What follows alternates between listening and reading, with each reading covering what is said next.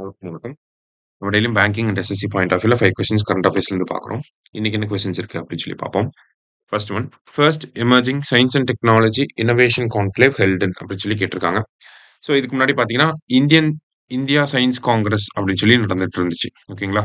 2023க்கு அப்புறமா இதை ஸ்கிராப் பண்ணிட்டு இப்போ என்ன பண்ணியிருக்காங்கன்னா இதை ரீவேம்ப் பண்ணியிருக்காங்க. Emerging science and technology innovation conclave அப்படின்னு சொல்லி எங்க நடந்துச்சு அப்படின்னா நியூ டெல்லியில நடந்துச்சு.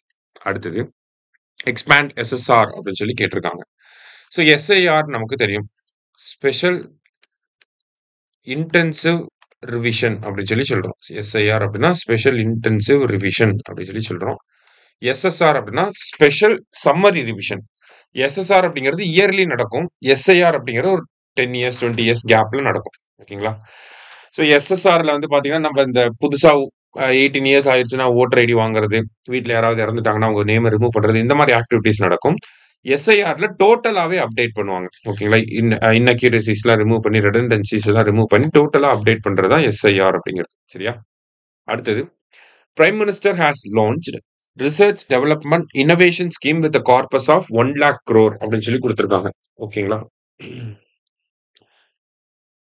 ஸோ நம்ம பிரைம் மினிஸ்டர் என்ன பண்ணியிருக்காருன்னா ஆர்டிஐ அப்படிங்கிற ஒரு ஸ்கீம் கொண்டு வந்திருக்காரு. ரிசர்ச் டெவலப்மெண்ட் இன்னோவேஷன் அப்படிங்கிற ஸ்கீம். அதோட கார்பஸ் வந்து பார்த்தீங்கன்னா 1 lakh crore. ஸோ இது it aims to promote private sector participation in research development and innovation அப்படின்னு சொல்லி கொடுத்துருக்காங்க. ஸோ ரிசர்ச் அண்ட் டெவலப்மெண்ட்ல பிரைவேட் செக்டாரோட கான்ட்ரிபியூஷன் அதிகப்படுத்துறதுக்காக இந்த ஸ்கீமை கொண்டு வந்திருக்காங்க. ஸோ போத் கரெக்ட் அப்படிங்கிறது தான் கரெக்ட் ஆன்சர்.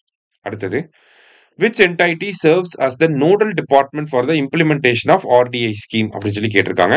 ஸோ இந்த ரிசர்ச் டெவலப்மெண்ட் இன்னோவேஷன் ஸ்கீமை இம்ப்ளிமெண்ட் பண்ண போறது யார் அப்படின்னா department of science and technology. சரியா?